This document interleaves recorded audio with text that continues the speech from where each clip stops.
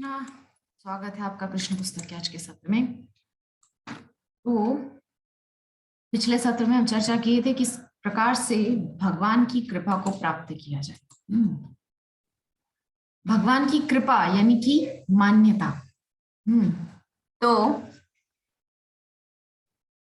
आज सुबह मैं लाल गोविंद प्रभु का लेक्चर सुन रही थी, तो उसमें वो एक चीज बोल रहे थे कि ये जो कृपा का जो क्रम है ना, ये डायरेक्ट कृष्ण से नहीं जुड़ा हुआ है। कृष्ण की कृपा यदि आपको प्राप्त करनी है तो आपको राधा रानी की कृपा प्राप्त होनी चाहिए, और राधा रानी की कृपा यदि आपको प्राप्त करनी है तो आपको चैतन्य महाप्रभु की कृपा प्राप्त होनी चाहिए। चैतन्य महाप्रभु की कृपा यदि आपको प्राप्त करनी है तो आपको नित्यानंद प्रभु की कृपा प्राप्त होनी चाहिए, और नित्यानंद प्रभु की कृपा भी यदि आपको प्राप्त करनी है तो सबसे पहले आपको अपने गुरुदेव की कृपा प्राप्त होनी चाहिए। तो देखिए गुरु तत्व का कितना महत्व है।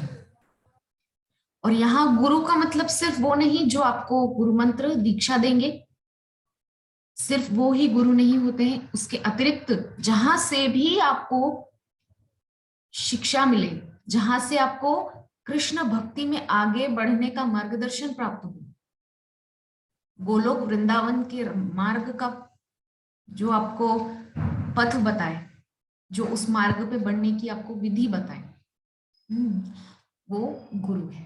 वो किसी भी फॉर्म में हो सकता है, किसी भी रूप में हो सकता है, किसी भी स्वरूप में हो सकता है।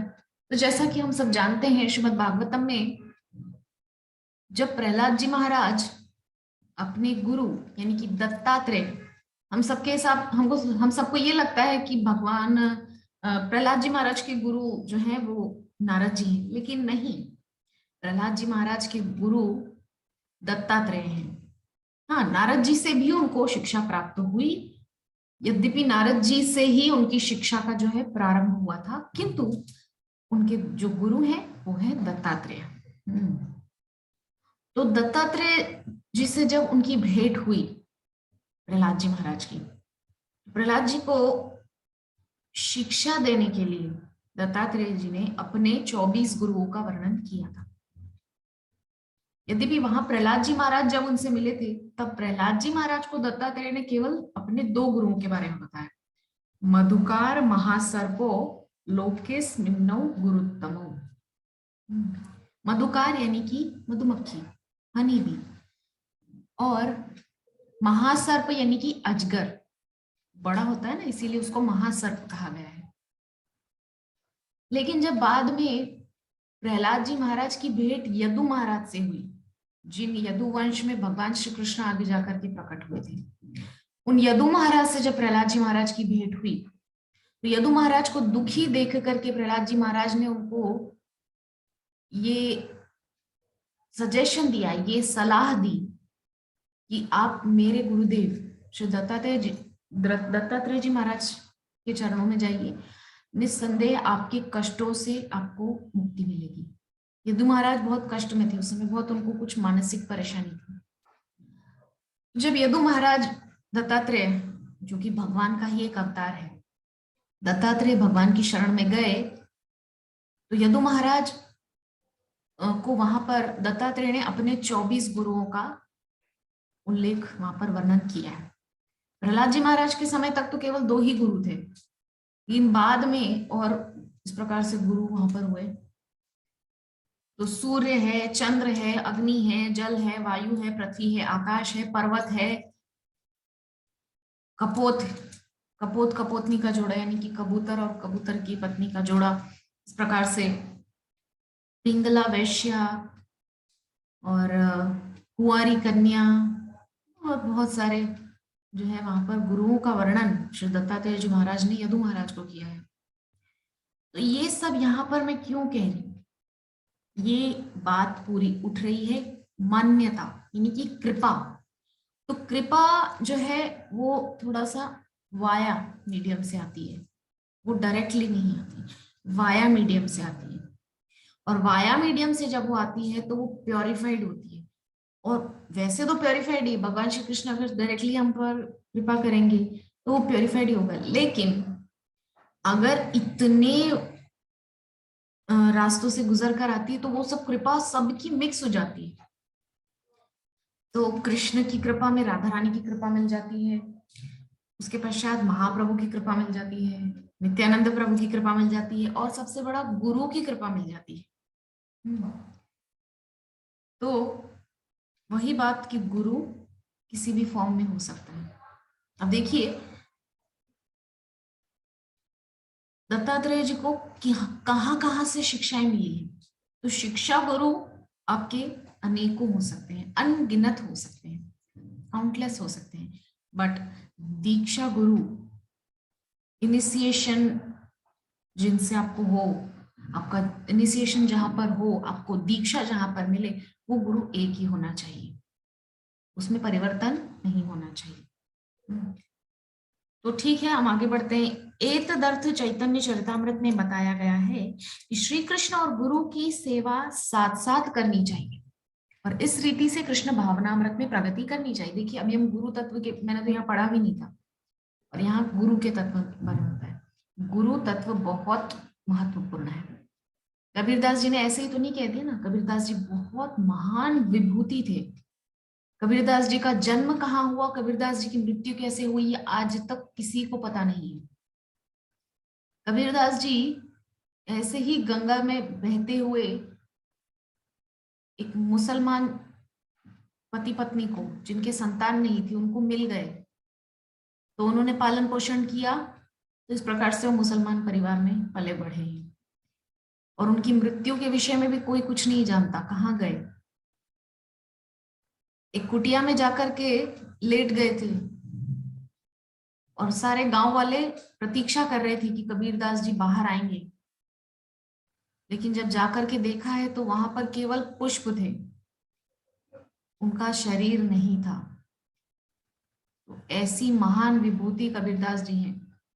उन्होंने जो वाक्य कहे वो तो कोई साधारण वाक्य नहीं हो सकते कि गुरु गोविंद दोऊ खड़े काके लागू पाए, बलिहारी गुरु आपके जिन गोविंद दियो मिलाए।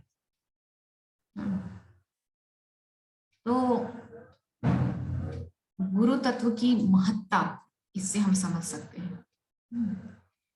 और हमारे सिख संप्रदाय, जो हमारे सिख बंधुओं का संप्रदाय है, सिख भाइयों का जो संप्रदाय, उसमें तो गुरु परंपरा, गुरु तत्व का कितना महत्व है।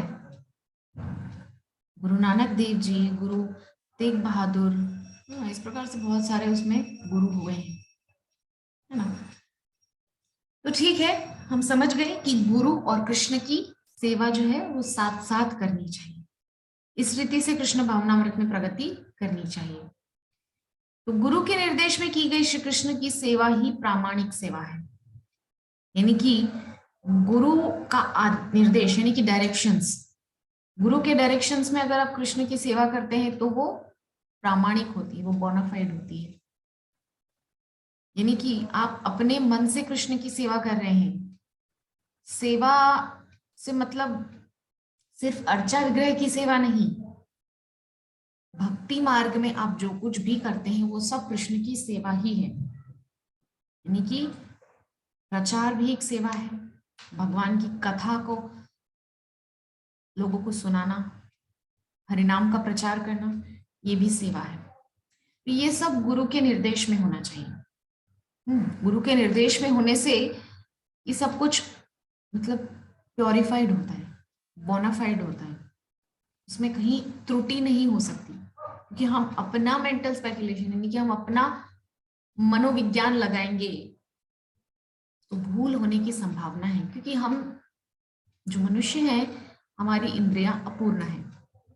किंतु गुरु तत्व जो है वो कृष्ण का सीधा सीधा अंश होता है।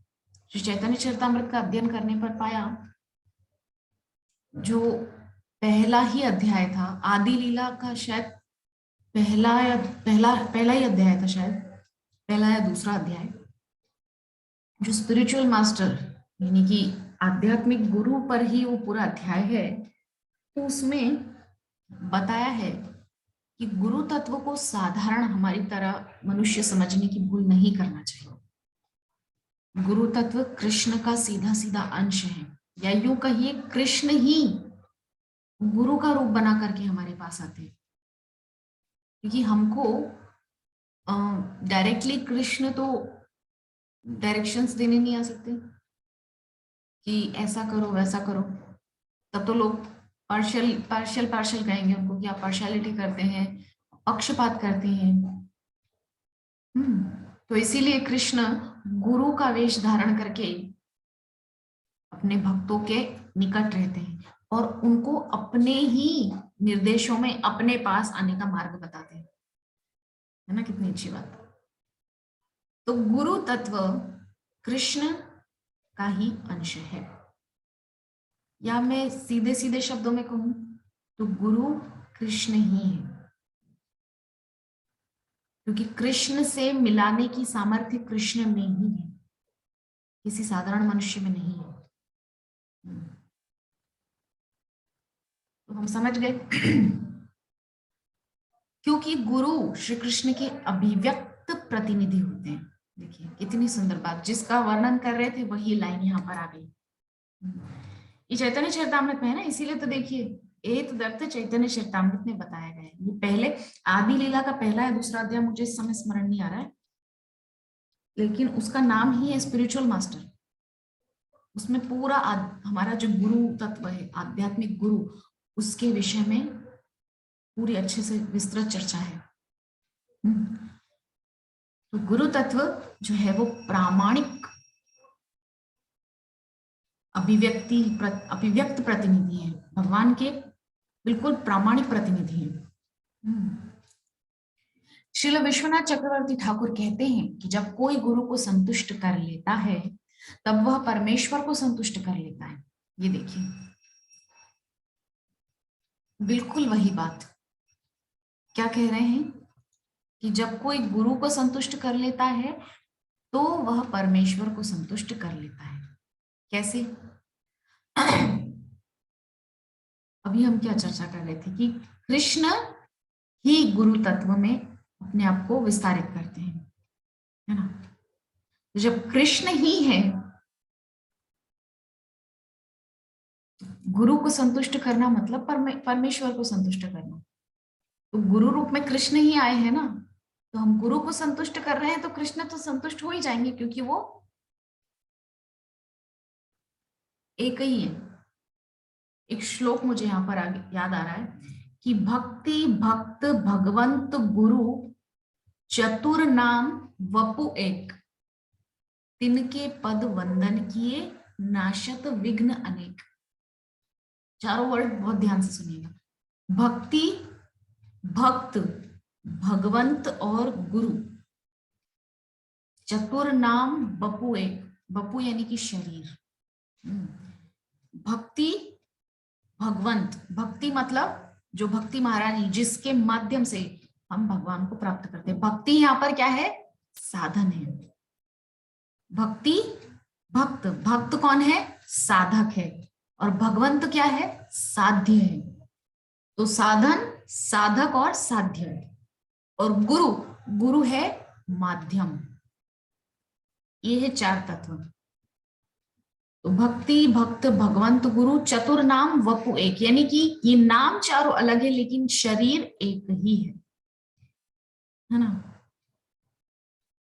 तो इससे हम समझ गए कि गुरु तत्व जो है वो कृष्ण ही है। कृष्ण ही गुरु रूप में आते हैं और जीव मात्र को कल्याण का मार्ग बताते हैं।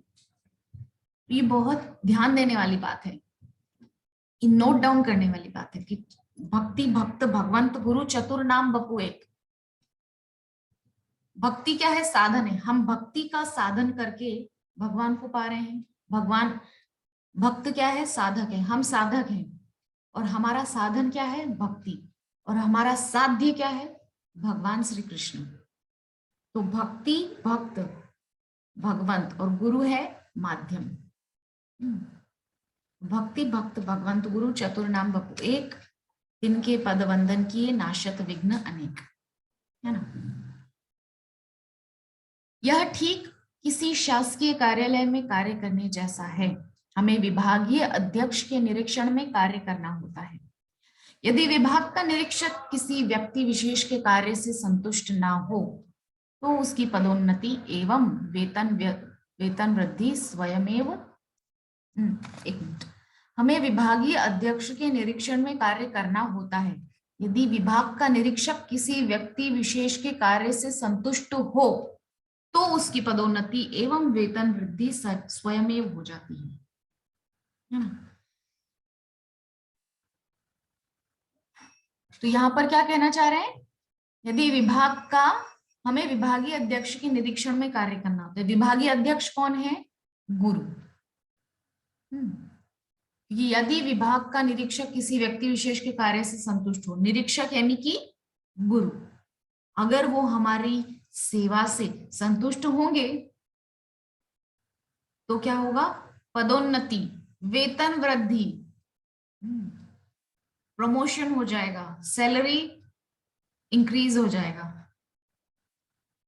तो ये अपने आप हो जाता है। कैसे, गुरु की प्रसन्नता से। और गुरु की प्रसन्नता को कैसे प्राप्त किया जा सकता है, निष्ठा से। सूरदास जी के वचन हैं कि गुरु के वचन अटल करी मानो और कहा तब कीजे, मन रे कृष्ण नाम कह लीजे। मन रे कृष्ण नाम कह लीजे, गुरु के वचन अटल करी मानो और कहा तब कीजे।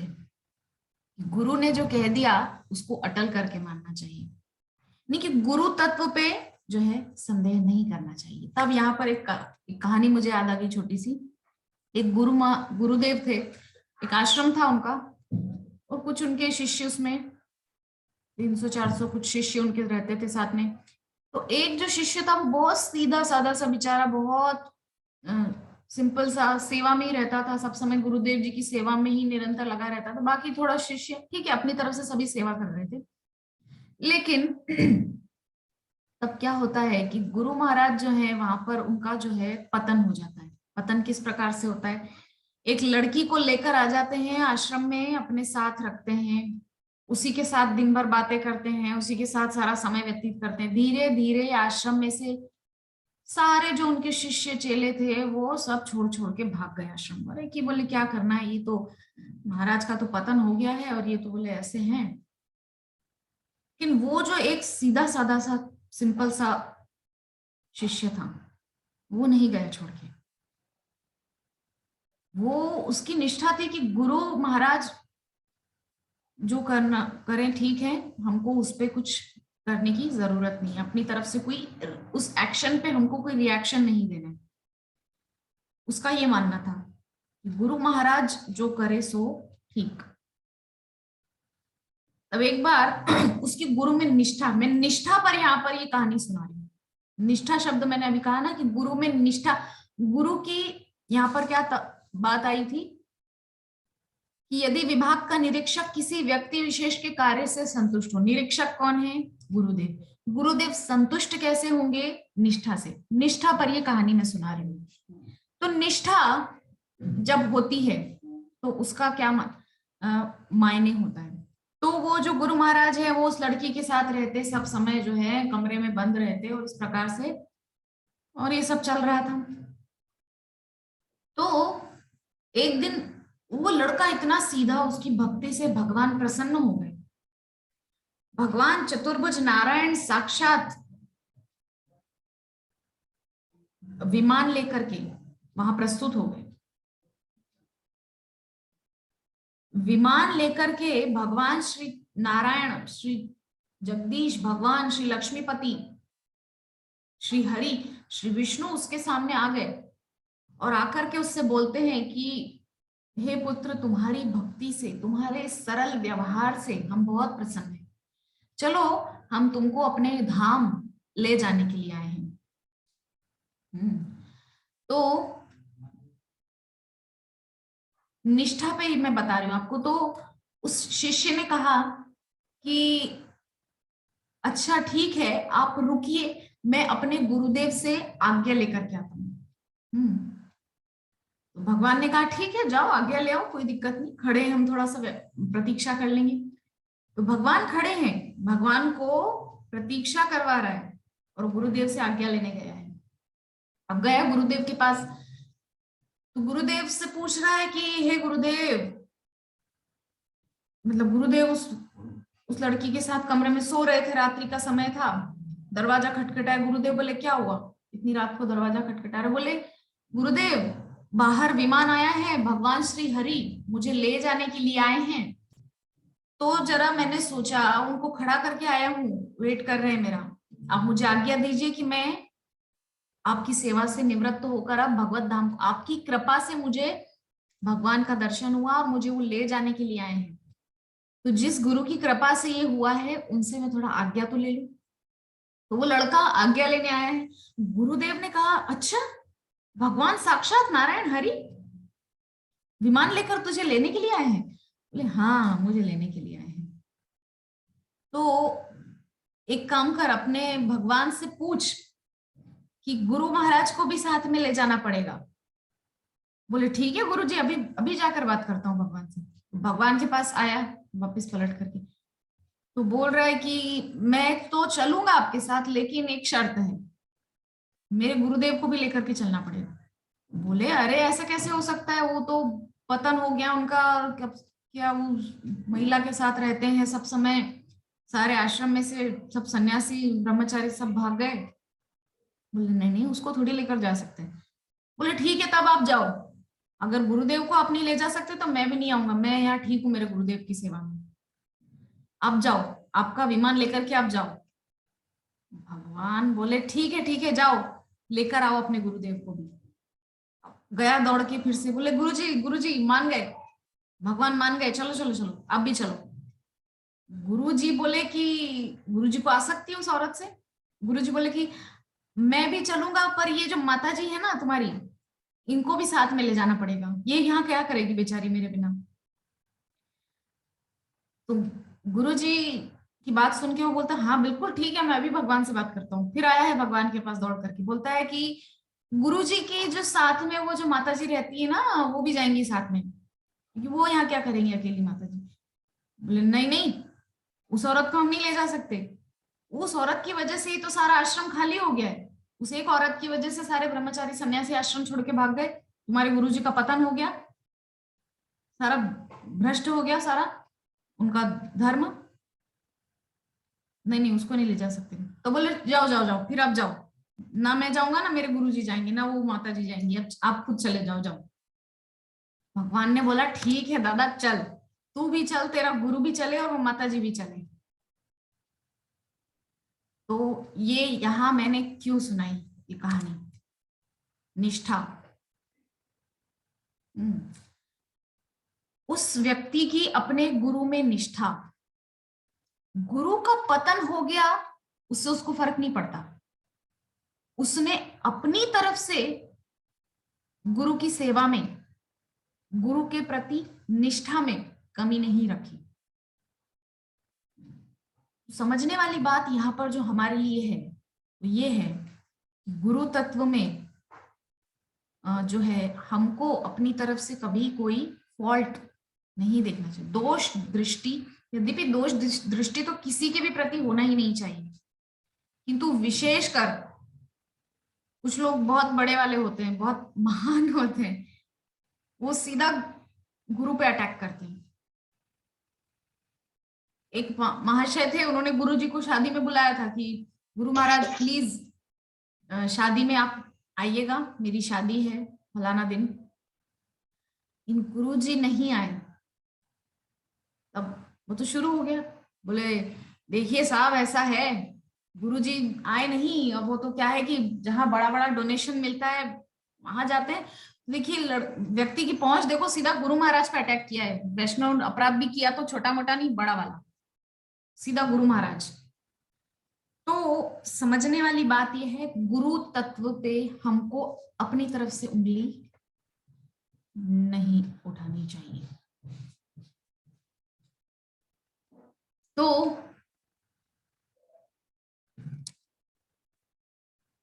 गुरु तत्व के विषय में हम समझ गए, है ना। तदनंतर अक्रूर जी ने विचार किया,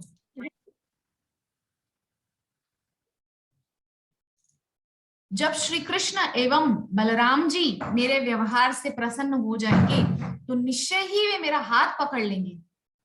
अक्रूर जी चल रहे हैं मथुरा से वृंदावन के मार्ग में, तो ये सब विचार उनके मन में आ रहा है। जब श्री कृष्ण और बलराम से मैं भेंट करूंगा तो मेरे व्यवहार से प्रसन्न हो जाएंगे, तो वो निश्चय ही मेरा हाथ पकड़ लेंगे, मुझे अपने घर के अंदर, जैसे छोटे बच्चे करते हैं ना, कोई घर के सदस्य, परिवार के दूसरे लोग, जैसे कि किसी के घर में दादा दादी कहीं दूर रहते हैं, आते हैं गर्मी की छुट्टियों में, या बच्चे लोग जाते हैं, तो इस प्रकार से हम देखते हैं बच्चे, देखो मेहमान आते हैं तो हाथ पकड़ पकड़ के अंदर, अरे देखो माँ पिताजी देखिए कौन आए हैं, कितना अच्छा लग रहा है घर में मेहमान आए, इस प्रकार से बच्चे लोग करते हैं ना। तो अक्रूर जी वैसा मन में चिंतन कर रहे हैं कि जब मैं जाऊंगा तो प्रसन्नतावश दोनों भैया मेरे दोनों हाथ पकड़ के खींच खींच के मुझे अंदर ले जाएंगे, हाँ, और अंदर ले जाएंगे, और मेरे साथ जो है मुझे फिर बहुत आनंद आएगा। इस प्रकार से, और आदर पूर्वक मेरा अनेक प्रकार से आतिथ्य करेंगे। इस प्रकार से अक्रूर जी के मन में विचारों का उबाल, मुझसे कंस एवं उसके मित्रों की गतिविधियों के विषय में अवश्य ही प्रश्न करेंगे। इस प्रकार श्वल्फ के पुत्र श्वफल्क के पुत्र अक्रूर जी ने मथुरा से यात्रा करते समय श्री कृष्ण का ध्यान किया। दिवसावसान तक वे वृंदावन पहुंच गए। दिवसावसान मतलब शाम लग गई उनको, उस समय रथ पे गए वो, तो रथ पे गए इसीलिए उनको सुबह से शाम हो गई, क्योंकि बीच बीच में कहीं रुके भी, थोड़ा स्नान करना, इस प्रकार से है, तो शाम तक पहुंच गए हैं वृंदावन। अब श्री कृष्ण के चिंतन में लीन अक्रूर जी की समस्त यात्रा समय की गति का अनुभव किए बिना ही व्यतीत हो गई, उनको समय का भान ही नहीं है, और उनकी यात्रा पूरी हो गई। जब वे वृंदावन पहुंचे सूर्यास्त हो रहा था, संध्या समय हो रहा था। जो ही उन्होंने वृंदावन की सीमा में प्रवेश किया, उन्हें गोपद चिन्ह एवं श्री कृष्ण के पग चिन्हों के दर्शन हुए। बहुत सुंदर। अक्रूर जी जब पहुंचे हैं तो उनको छोटे छोटे बाल कृष्ण के चरण चिन्हों का दर्शन, क्योंकि कैसे उन्होंने पहचाना कि बाल कृष्ण के चरण चिन्ह हैं। एक दिन पहले भी हम चर्चा किए थे कि जब माता देवहूति को भगवान कपिल तृतीय स्कंद के अभी लगभग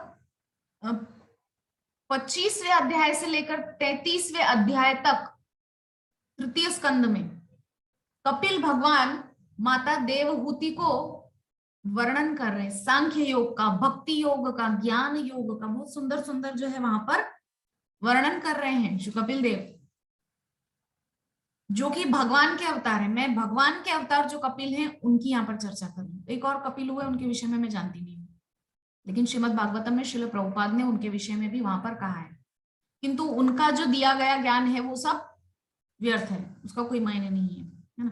तो सीधी सी बात हम समझ गए कि वहां पर कपिल देव जो है, भगवान कपिल देव अपनी माता देवहूति को वर्णन कर रहे हैं कि हे माता, चिंतन कैसे करना है, मेरे श्री अंग का चिंतन कैसे करना है। तो चरण से शुरुआत करनी है कि वज्रांकुश ध्वज सरोरुह लांछनाढ्यम। वज्र अंकुश ध्वज सरोरुह लांछनाढ्यम मतलब वज्र का चिन्ह, अंकुश का चिन्ह, ध्वजा का चिन्ह, सरोरुह मतलब कमल का चिन्ह, लांछनाढ्यम मतलब चिन्ह। मेरे इन चरणों का चिंतन यदि आप करना चाहती हैं माता, तो इन चरणों में ये चिन्ह होते हैं। तो हम अगर अपने चित्त में भगवान का चरणों का चिंतन करना चाहें तो हमको ये विचार करना चाहिए कि भगवान के श्री चरण कमल पूर्ण एकदम लाल जो कमल होता है, उस कमल के समान, खिले हुए लाल कमल के समान उनके चरण कमल का जो तला है वो बिल्कुल लाल है, और उस लाल लाल पांव के तले में वज्र, अंकुश, ध्वज, शंख ऐसे शुभ शुभ चिन्ह अंकित हैं। हाँ, तो जब अक्रूर जी उतरे हैं रथ से तो उन्होंने देखा कि छोटे छोटे से बाल कृष्ण के चरण चिन्ह वृंदावन की उस भूमि में अंकित हैं। और उस चरण चिन्ह में उनको छोटा छोटा सा वज्र का चिन्ह, अंकुश का चिन्ह, ध्वजा का चिन्ह, छोटा सा कमल, सूर्य, चंद्रमा, शंख, कमल और भी बहुत सुंदर सुंदर शुभ चिन्ह उनको श्री श्याम सुंदर के चरण चिन्हों में दिखाई दिए। और साथ में गोपद भी, यानी कि गौ माता के चरण चिन्ह भी दिखाई दिए। इस प्रकार से देखो, यहाँ पर भी लिखा है, मैंने पढ़ा नहीं था उससे, लेकिन यहाँ पर लिखा हुआ है, पहले ही हम लोग वर्णन कर चुके कि श्री कृष्ण के चरण चिन्ह ध्वजा, त्रिशूल, वज्र एवं कमल पुष्पादि उनके पग तल के लक्षणों से युक्त थे।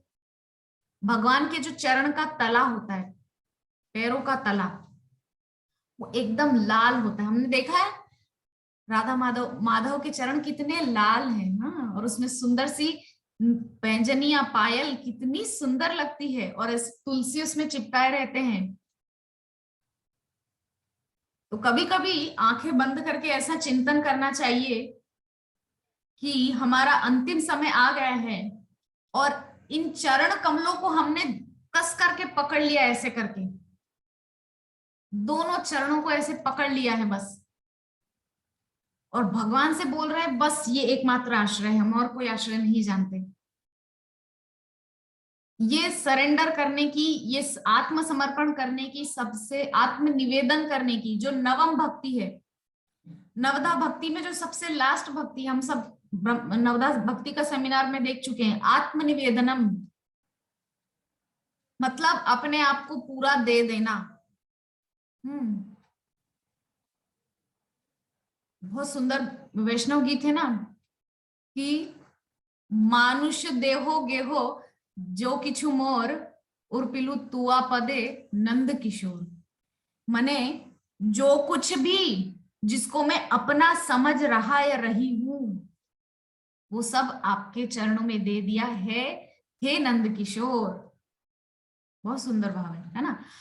तो यहाँ पर अक्रूर जी चिंतन कर रहे हैं कि कृष्ण के दिव्य चरण कमलों के ये चिन्ह तीनों लोकों में सभी देवताओं और अन्य महान व्यक्तियों द्वारा पूजे जाते हैं। श्री कृष्ण के पद चिन्हों के दर्शन होते ही वे रथ से नीचे कूद पड़े और आनंदातिरेक से उनका शरीर प्रकंपित हो उठा। हम लोग देखते हैं कि जब भी कोई एक्सट्रीम सिचुएशन होती, मतलब कोई भी इमोशन, कोई भी भावना यदि हमारे अंदर एक्सट्रीम मतलब बहुत ज्यादा मात्रा में हो जाती, क्रोध, जब बहुत ज्यादा क्रोध में हम होते हैं तो हमारा शरीर कांपने लगता है। हमने देखा है, सभी के जीवन में ये अनुभव हो सकता है ना। और इसके अलावा जब हम बहुत ज्यादा भय में आ जाते हैं, बहुत डर जाते हैं, तब भी हम कांपने लगते हैं। या हम बहुत ज्यादा कहना चाहिए कि जब हमसे कोई गलती हो जाती है तब भी हम डरते हैं। मान लीजिए किसी ने कोई चोरी की तो वो डर के मारे कांपने लगेगा कि पकड़ में ना आ जाए। तो ये जो है अतिरेक अवस्था में होते हैं, मतलब एक्सट्रीम कंडीशंस में। तो वहां पर अक्रूर जी को किस बात का अतिरेक हुआ? आनंद का। इतना ज्यादा आनंद उनको श्याम सुंदर के चरण चिन्ह देखकर हुआ कि वो रथ से कूद पड़े और उस रज में लोटपोट हो गए बिल्कुल। उस रज को पूरे शरीर पे लगा रहे हैं, पूरा माथा वाथा में। हाँ, और ऐसी अवस्था अक्रूर जी की हो गई वहां पर, बिल्कुल ऐसा लग रहा है लुटे हुए से लग रहे हैं बिल्कुल। पूरा अपने आप को ब्रज की रज में सान लिया उन्होंने। उनके नेत्रों से अश्रु बहने लगे। अब अश्रु बह रहे हैं और ब्रज की रज तो पूरा मुख पे ब्रज की रज जो है चिपक गई, अच्छे से लग गई। श्री कृष्ण के चरण कमलों के स्पर्श से पावन उस धूलि के दर्शन कर हर्षातिरेक से अक्रूर जी मुख के बल धरती पर लौटने लगे। इससे मुझे याद आ गया, 2 दिन पहले मेरे पिताजी से मैं बात कर रही थी, तो मेरे पिताजी वृंदावन जा चुके हैं, तो मुझे कह रहे थे कि याद रखना रमण रेती में जरूर लोट लगाना। रमण रेती एक स्थान है वृंदावन में, वहां पर लोग जाकर के लोट लगाते हैं, क्योंकि रमण रेती में श्रीमती राधा रानी और श्याम सुंदर नित्य ही विहार करने के लिए आते हैं, ऐसा ब्रज के रसिकों का मानना है। और नित्य ही श्यामा श्याम ब्रज की पूरी ब्रज की परिक्रमा करते हैं, देखने के लिए कि हमारे भक्त किस अवस्था में हैं। कुछ कष्ट तो नहीं है ब्रज 84 कोस में। ये देखने के लिए श्यामा शाम नित्य ही पूरे वृंदावन की परिक्रमा करते हैं, पूरे ब्रज की परिक्रमा करते हैं। तो अक्रूर जी की वृंदावन यात्रा आदर्श है। क्या संयोग है कि कुछ दिनों बाद हमको भी इसी प्रकार से वृंदावन की यात्रा पे निकलना है, और अभी हमको वही प्रसंग, मुझे वो प्रसंग पढ़ने को मिल रहा है। तो मैं महसूस कर सकती हूँ कि जब मैं भी उस अवस्था में रहूंगी कि वृंदावन धाम जब जाएंगे, उस धरती पर जब पांव रखेंगे, तो वहां का तो वाइब्रेशन ही अलग होता है। वहां तो नित्य श्यामा शाम विहार करते हैं, वो तो विहार स्थली है श्यामा शाम की। तो वृंदावन यात्रा का विचार रखने वाले को अक्रूर जी के आदर्श पद चिन्हों का अनुसरण करना चाहिए। देखिए, प्रभुपाद ने स्पष्ट रूप से बोल दिया है यहाँ पर कि वृंदावन की यात्रा का विचार रखने वालों को अक्रूर जी के पद चिन्हों का अनुसरण करना चाहिए। क्या मतलब है यहाँ पर कहने का कि वृंदावन ये सिर्फ ये भूमि का वृंदावन नहीं, यहाँ पर श्रील प्रभुपाद जो कहना चाह रहे हैं मूल तत्व उसको हमको समझना है। यहाँ पर श्रील प्रभुपाद कहना चाह रहे हैं जो गोलोक वृंदावन है, जो हमारा असली घर है, उसकी यात्रा इस वृंदावन का भी कह रहे हैं और उस वृंदावन का भी कह रहे हैं। यहाँ पर तात्विक जो बात है उसको समझना है कि इस वृंदावन या उस वृंदावन, दोनों में से जिस दोनों की यात्रा का विचार रखने वाले, यानी दोनों जगह पर जाने का जो विचार रखते हैं, उनको अक्रूर जी के आदर्श पद चिन्हों का अनुसरण करना चाहिए। तो अक्रूर जी के आदर्श पद चिन्ह कौन से हैं? हम इतने दिन से, लगभग 8-10 दिन से लगातार इसी सब पे चर्चा कर रहे हैं। क्या चर्चा कर रहे हैं कि अक्रूर जी जिस दिन से, मतलब जिस समय से मथुरा से निकले हैं, निरंतर उनके चित्त में केवल कृष्ण है, केवल कृष्ण और बलराम का चिंतन है। ये है अक्रूर जी के आदर्श पद चिन्हों का अनुसरण। अब एक बार और अच्छे से इस मूल तत्व को हम समझ लेते हैं। क्या है मूल तत्व? मान लीजिए पहले इस वृंदावन, तो इस वृंदावन की यात्रा हम करेंगे, तो मान लीजिए हमको निकलना है यहाँ से 9 तारीख को, तो आज से चिंतन मन में शुरू हो जाएगा। जाएंगे तो ऐसा होगा, राधा रमन दर्शन करेंगे, बांके बिहारी दर्शन करेंगे, बरसाना जाएंगे, श्रीमती राधा रानी के महल का दर्शन करेंगे, नंद भवन जाएंगे, नंदगांव का दर्शन करेंगे, गोकुल भी जाएंगे, मथुरा भी जाएंगे, विश्राम घाट भी देखना है, केशी घाट भी देखना है, वंशी वट भी देखना है, निधि वन भी देखना है, और न जाने क्या क्या देखना है। हमारे इतने आचार्यों की समाधि वहां पर है, उनका भी दर्शन करना है, जीव गोस्वामी की और न जाने किन किन की है, तो मदन मोहन जी का दर्शन करना है, राधा गोपीनाथ जी का दर्शन करना है, गोविंद देव जी का दर्शन करना है, साक्षी गोपाल जी का, द्वारिकाधीश जी का, और सबका दर्शन करना है। तो ये हो गया हमारा इस वृंदावन जाने के पहले का चिंतन, अक्रूर जी के पद चिन्हों का अनुसरण, यानी कि चिंतन में सिर्फ कृष्ण और बलराम, कि वहां जाएंगे तो इस प्रकार से कृष्ण बलराम का दर्शन होगा। और कहीं संयोगवश दोनों भाई गौ चराते हुए दिख गए किसी ग्वाले के रूप में, तब तो कहना ही क्या। ठीक है, तो ये तो हो गया हमारा इस भूमि के वृंदावन का, इस मृत्युलोक के वृंदावन का जो यात्रा का विचार रखने वालों को अक्रूर जी के पद चिन्हों का अनुसरण कैसे करना है। अब बात आती है जो मूल गोलोक वृंदावन है उसकी यात्रा का जो विचार रखते हैं, यानी कि हम सब भक्ति पथिक, हम सब भक्ति पथ पर चलने वाले, हम सभी गोलोक वृंदावन जाने का विचार रख रहे हैं। ये वाला वृंदावन जाने का विचार तो पैसे पे डिपेंड करता है, लेकिन वो वाला गोलोक वृंदावन जाने का पैसा धन दौलत से कोई वास्ता नहीं है। वो सिर्फ हमारे मनोस्थिति पे निर्भर करता है कि हमारा मन एक बार उस अवस्था में आ जाए कि हमको इसी जीवन में गोलोक वृंदावन यानी कि हमारे अपने घर लौट जाना है। हाँ, तो ये हो गया वृंदावन जाने का विचार। अब इसमें अक्रूर जी के पद चिन्हों का अनुसरण हम कैसे करेंगे? नित्य ही भगवान का स्मरण करके। और नित्य ही भगवान का स्मरण कैसे होगा? हरे कृष्णा कृष्णा कृष्णा हरे हरे, हरे राम राम राम हरे हरे। ये है भगवान का स्मरण करने की सबसे आसान और सबसे सुलभ विधि, जो कि श्रीमान महाप्रभु ने हम कलयुग के जीवों पर कृपा करके हमको प्रदान की है। तो ये हो गया अक्रूर जी के पद चिन्हों का अनुसरण। अक्रूर जी इतने दिनों से हम देख रहे हैं कथा में क्या कर रहे हैं, निरंतर कृष्ण का स्मरण कर रहे हैं।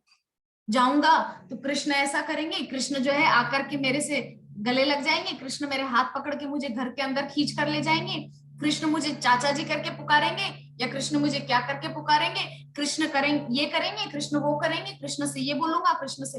तो कृष्ण कृष्ण कृष्ण पूरा उनका जो मानसिक जो स्मरण है, मानसिक चिंतन है वो केवल कृष्ण केंद्रित हो गया।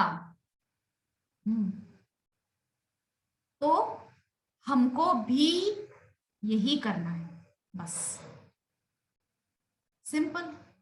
ये हो गया अक्रूर जी के पद चिन्हों का अनुसरण, चाहे ये वृंदावन हो चाहे वो गोलोक वृंदावन हो, है ना। भगवान का स्मरण ही मूल तत्व है। जो अक्रूर जी से जो हमको शिक्षा लेनी है वो है स्मरण, निरंतर स्मरण, है ना। एवं सदैव श्री कृष्ण की गतिविधियों एवं लीलाओं का चिंतन करना चाहिए। देखिए वही बात जो अभी हम इतनी देर से चर्चा कर रहे हैं, भगवान की लीलाओं का चिंतन करना चाहिए। तो देखिए कलयुग है, इतना आसान नहीं कि हम सब समय हमारे चित्त में कृष्ण, हम गोपियों की तरह तो नहीं है, क्योंकि गोपियां तो सब समय गैया का दूध निकाल रही, तब भी वो कृष्ण का, उनको ऐसा लग रहा है कि कृष्ण मुंह खोल करके बैठे हुए और वो दूध की धार कृष्ण के मुख में जा रही है, बाल्टी में नहीं, कृष्ण के मुख में जा रही है दूध की धार। ऐसा गोपियों को लगता। तो हम गोपियां तो है नहीं, उतनी महान तो हम है नहीं, उतने महान भक्त तो हम बन नहीं गए हैं। तो निरंतर चिंतन तो हमारा उतना आसान नहीं है। तो हमको क्या करना है, निरंतर चिंतन बना रहे, इसीलिए निरंतर हमको भगवान की कथा इन कर्ण रंध्रों से अंदर उतारते जाना है। जितना जितना हम कथा सुनेंगे, हम एकांत में जब जाएंगे तो हमको वो प्रसंग याद आएंगे। तो हमें अपनी इंद्रियों को जितना ज्यादा हो सके इसी में इन्वेस्ट करके रखना है, इसी में इंगेज करके रखना है, इसी में उलझा के रखना है ना। तो जैसे ही कोई वृंदावन की सीमा पर पहुंचता है, उसे अपने भौतिक पद या प्रतिष्ठा का विचार किए बिना तत्काल वृंदावन की पावन रज का अपनी देह पर आलेप करना चाहिए।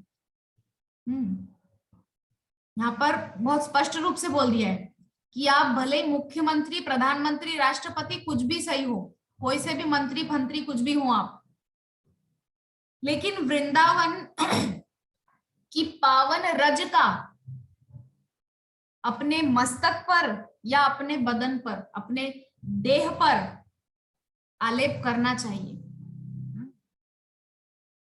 हरे कृष्ण माता जी। तो श्रील नरोत्तम दास ठाकुर ने अपने सुप्रसिद्ध गीत में गाया है कि विषय छाड़िया कभे शुद्ध होबे मन, कि विषय छोड़कर मेरा मन ये कब शुद्ध होगा। आज सुबह रसोई में जब मैं भोग बना रही थी भगवान के लिए, तो मैं मीराबाई के भजन सुन रही थी।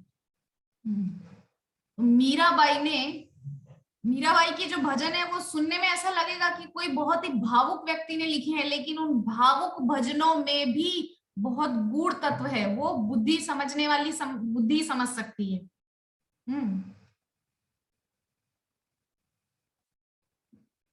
बहुत सुंदर मीराबाई के पद हैं कि मीराबाई कह रही हैं कि अरे माई, हरि के बिना मैं कैसे जीऊं। भगवान के बिना मैं कैसे जीऊं, हरि बिन कैसे, प्रभु बिन कैसे जीऊं री। हाँ, और एक मीराबाई का पद है, होली का पद है कि किनु संग खेलू होली, पिया तज गए मैं अकेली। कि मैं किसके साथ होली खेलूं, मेरे पिया तो मुझे त्याग के चले गए, अब मैं किसके साथ होली खेलूं। तो क्या हमारे अंदर कभी ये भाव आता है, जैसे मीराबाई इतना विह्वल होके कृष्ण के प्रति गाती हैं, कभी हमारे अंदर नहीं आता। और एक बहुत सुंदर पद है मीराबाई का कि उड़ जा रे कागा, मतलब जो कौवा होता है ना उसको बोल रही है, लेकिन असल में वो कौवा को नहीं बोल रही है। वहां पर आगे की लाइन सुननी है हमको कि उड़ जा रे कागा। हम्म अ, मुझे इस समय स्मरण में नहीं आ रही पंक्ति कि तेरे उड़े सो हरि मिलेंगे, मतलब यहां अपने प्राणों से मीराबाई का तात्पर्य है कि ये प्राण इस शरीर से निकलेंगे तो मुझे हरि मिल जाएंगे, इसीलिए उड़ जा रे कागा, इस शरीर को छोड़ के उड़ जा रे कागा। तेरे उड़े सो हरि मिलेंगे। तो मीराबाई, सूरदास, कबीरदास, रैदास, इन लोगों ने जो पद लिखे हैं, ये लोग बहुत पढ़े लिखे, कोई बहुत विद्वान नहीं थे, लेकिन इन लोगों ने जो पद लिखे हैं उनमें जीवन का सार तत्व भर दिया है, पूरा वेदांत सूत्र भर दिया है, उपनिषद, महाभारत, सभी पुराणों का ज्ञान भर दिया है उन्होंने अपने पदों में। इतने प्रामाणिक पद हैं इन सबके। मीराबाई के पदों पर जो है आजकल लोग क्या कहना चाहिए, वो क्या बोलते हैं, डिग्री हासिल कर रहे हैं उस पे, बहुत आजकल रिसर्च कर रहे हैं मीराबाई के पदों पर, सूरदास के पदों पर। तो ये कोई साधारण व्यक्ति नहीं थे। हमारा जो नवधा भक्ति का सेमिनार हुआ है उसमें हम सूरदास पे भी चर्चा कर चुके हैं, मीराबाई पे भी चर्चा कर चुके हैं। सूरदास कोई और नहीं, स्वयं उद्धव ही सूरदास के रूप में आए थे, और उद्धव तो भगवान के प्रिय हैं, कृष्णस्य दैत सखा, कृष्ण के बहुत प्रिय हैं, कृष्ण के ही जैसे दिखते हैं वो, कृष्ण अपने जैसा ही उनको बना कर रखते हैं। वो भी पीतांबर पहनते हैं, कृष्ण भी पीतांबर पहनते हैं, कृष्ण भी मोर मुकुट लगाते हैं तो उद्धव भी मोर मुकुट लगाते हैं, है ना। तो उद्धव जी ही सूरदास जी बन के आए थे, और ब्रज की एक गोपी ही जो माधवी थी द्वापर युग में, वो ही माधवी गोपी अगले जन्म में मीराबाई बन के आई थी। वो कोई साधारण औरत नहीं थी, साधारण जीव नहीं था, वो जीवात्मा, वो भगवान की गोपी, प्रिय गोपी थी। हम्म तो इन लोगों के पद व्यर्थ कैसे हो सकते हैं, इन लोगों के पद तो इतने तत्व भरा पड़ा है, समझने वाला चाहिए। लोग भावुक अवश्य हैं, लेकिन बिना भाव के भगवान को पाया भी नहीं जा सकता। हाँ, जब तक भाव नहीं होगा, थोड़ा सा भावुक नहीं होगा इंसान, तो भगवान को पा कैसे सकता है। महाप्रभु का तो पंथा ही भाव का है, महाप्रभु ने तो भाव से ही पाया है, मतलब भाव से ही पाने का मार्ग बताया है। लेकिन अगर भावुक ही नहीं होगा व्यक्ति, तो वो भगवान को कैसे पा सकता है, वो तो रूखा सूखा मिलन होगा फिर। जब तक भाव का रस नहीं होगा तब तक मिलन अधूरा है भगवान से। तो हम चर्चा कर रहे थे कि अक्रूर जी भगवान के जो चरण चिन्ह है उसकी रज को अपने पूरे शरीर पर आलेप कर रहे हैं। तो नरोत्तम दास ठाकुर का पद है कि विषय छाड़िया कौबे शुद्ध होय बे मन। इसका अर्थ है इंद्रिय सुख के दूषण को त्याग देने के पश्चात जब मेरा मन शुद्ध हो जाएगा, तब मैं वृंदावन की यात्रा करने में समर्थ होऊंगा। इतने महान आचार्य श्रीमन महाप्रभु के अत्यंत प्रिय नरोत्तम दास ठाकुर ये कह रहे हैं। अच्छा, यहाँ पर एक चीज हम समझे, ये जो आचार्य है अपने आप को इतना दीनहीन क्यों बताते हैं? ऐसा नहीं है कि वो बहुत विषय में ग्रस्त है, नरोत्तम दास ठाकुर बहुत विषयी प्राणी है, बहुत लस्टी है, ऐसा कुछ नहीं है। वो उनकी विनम्रता है, वो उनका दैन्य है। कि वो अपने आप को इतना तुच्छ, इतना निम्न, इतना हीन समझते हैं, किंतु वो बहुत बहुत उच्च श्रेणी के भक्त हैं, हम कल्पना भी नहीं कर सकते।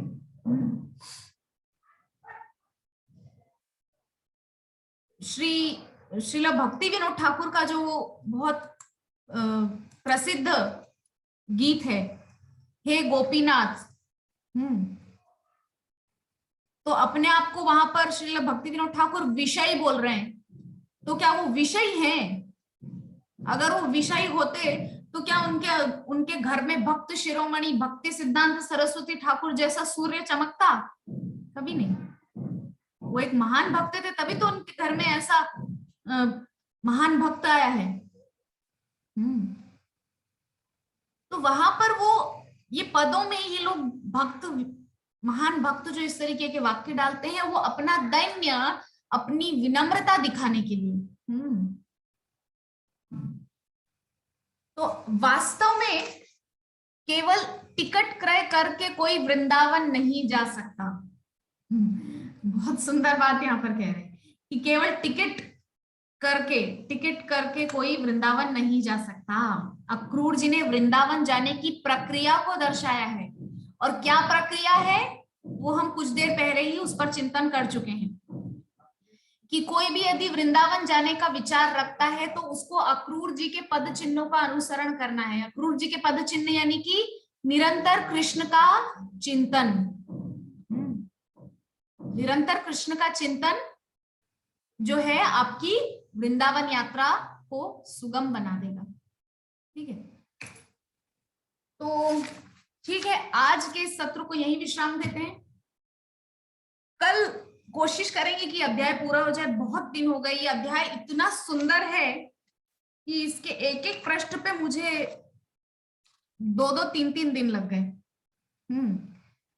ज्यादा बड़ा है चैप्टर, अभी भी 2 पेजेस और हैं। उम्मीद है कि कल ये अध्याय पूरा हो जाएगा, कल नहीं तो परसों तो हो ही जाएगा। हाँ, तो आज के सत्र को ही विश्राम देते हैं। हरे कृष्णा। आप में से यदि किसी वैष्णव का कोई प्रश्न जिज्ञासा हो तो आप पूछ सकते हैं। हरे कृष्णा।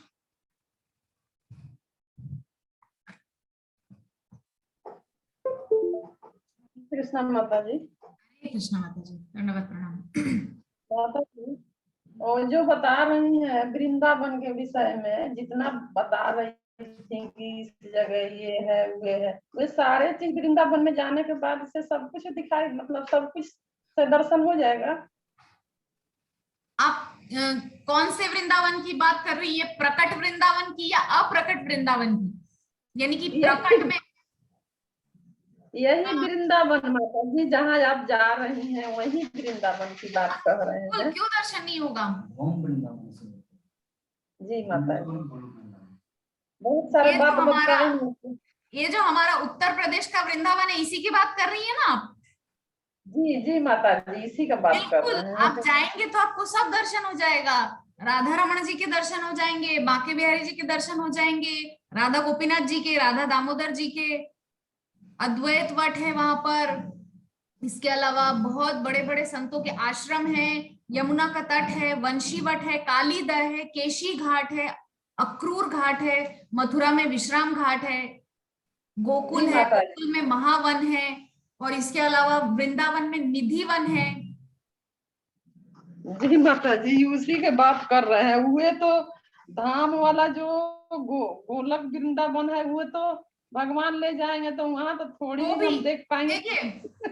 देखिए माता जी, क्या मैंने एक पॉइंट यहाँ पर बोला कि जो भी वृंदावन जाने का विचार रखते हैं उनको अक्रूर जी के पद चिन्हों का अनुसरण करना है। तो वो वाला वृंदावन भी तो हमको जाना ही है ना इसी जन्म में।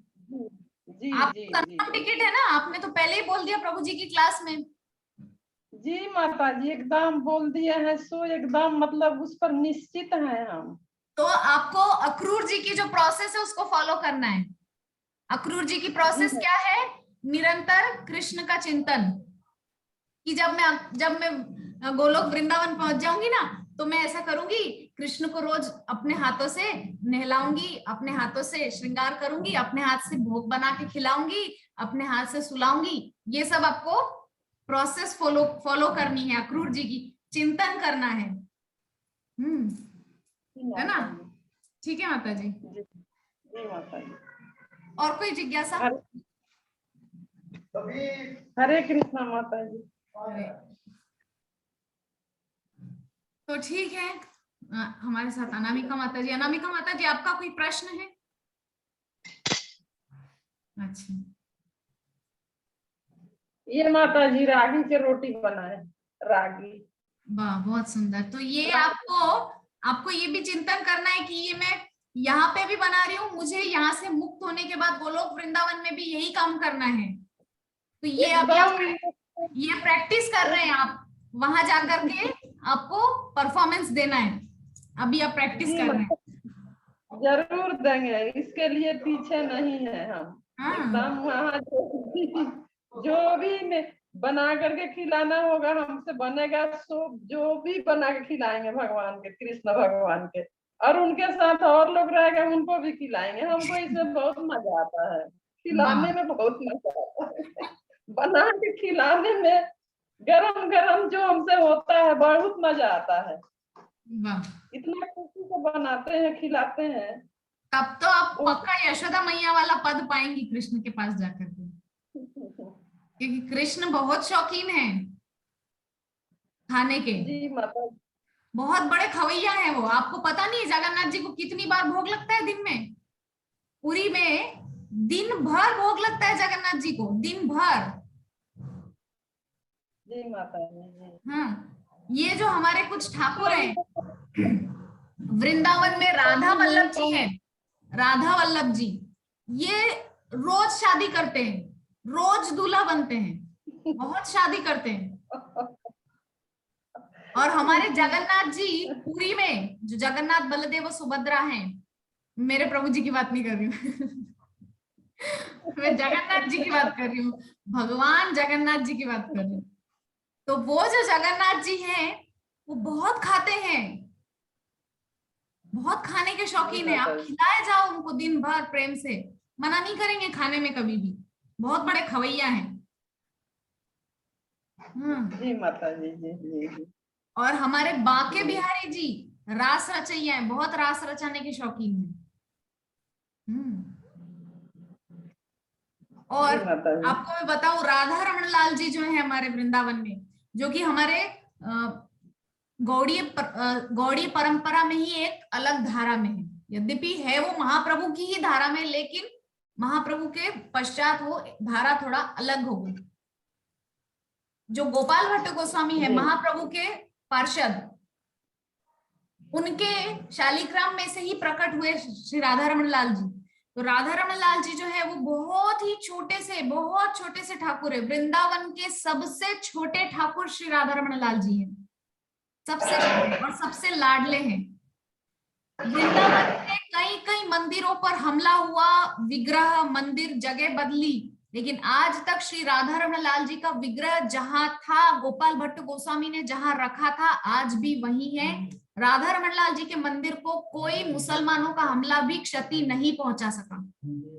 ऐसे हमारे छोटे से लाडले श्याम सुंदर श्री राधा रमन लाल जी हैं। और राधा रमन लाल जी क्योंकि बहुत छोटे हैं, इसीलिए उनके मंदिर में जन्माष्टमी कभी भी रात को नहीं मनाई जाती। छोटे हैं ना, जल्दी सो जाते हैं शाम को, वरना दूसरे मंदिरों में रात को 12 बजे जन्माष्टमी का सेलिब्रेशन होता है, लेकिन राधा रमन लाल जी के मंदिर में सुबह ही जन्माष्टमी का उत्सव मना लिया जाता है। हाँ, और इसके अलावा राधा रमन लाल जी के मंदिर में बहुत जोर जोर से घंटे घड़ियाल से आरती नहीं होती, बहुत शांत भाव से आरती होती, क्योंकि बहुत छोटे हैं ना, उनको कष्ट होगा ज्यादा शोर होने से। देखिए कितना प्रिय भाव है श्याम सुंदर के प्रति भक्तों का। छोटे से राधा रमन लाल जी हैं, अगर जोर जोर से आरती गाएंगे, घंटे घड़ियाल बजा बजा के, तो कष्ट होगा छोटे से लाला को। इसीलिए बहुत धीरे धीरे से आरती होती है राधा रमन लाल जी की। हाँ, तो इस वही प्रकार तो से कह रहे हैं। माता जी जो बता रही हैं, इतना अंदर से उत्सुकता आ रहा है कि कब हम भी वहां, हम भी पहुंच यही करके थोड़ा यही तो मेरा देर उद्देश्य है माता जी, आपके अंदर उत्सुकता पैदा करना। केवल इस बहुत ही वृंदावन के लिए नहीं, उस वृंदावन के लिए भी उत्सुकता पैदा करना, यही तो हमारा लक्ष्य है। जी हम माता दोनों और क्या जी। करते हैं आप लोगों की सेवा में, यही तो कर रहे हैं, आप लोगों के अंदर उस गोलोक वृंदावन के प्रति उत्सुकता आ जाए। हाँ, जी तो माता ठीक है। जी। अगर और कोई प्रश्न नहीं है तो आज के सत्र को हम यही विश्राम करते हैं। समय पूरा हो रहा है, 1 मिनट बाकी है। वांछा कल्पतरुभ्यश्च कृपा सिंधुभ्य एव च पतितानां पावनेभ्यो वैष्णवेभ्यो नमो नमः। हरे नमो नमः। कृष्णा कृष्ण कृष्ण हरे हरे, हरे राम राम राम हरे हरे। ग्रंथराज श्रीमद् भागवत महापुराण की जय जगत गुरु श्रील प्रभुपाद की जय। निताई गौर सीतानाथ प्रेमानंदे। हरि हरि बोल। हरी हरी बोल।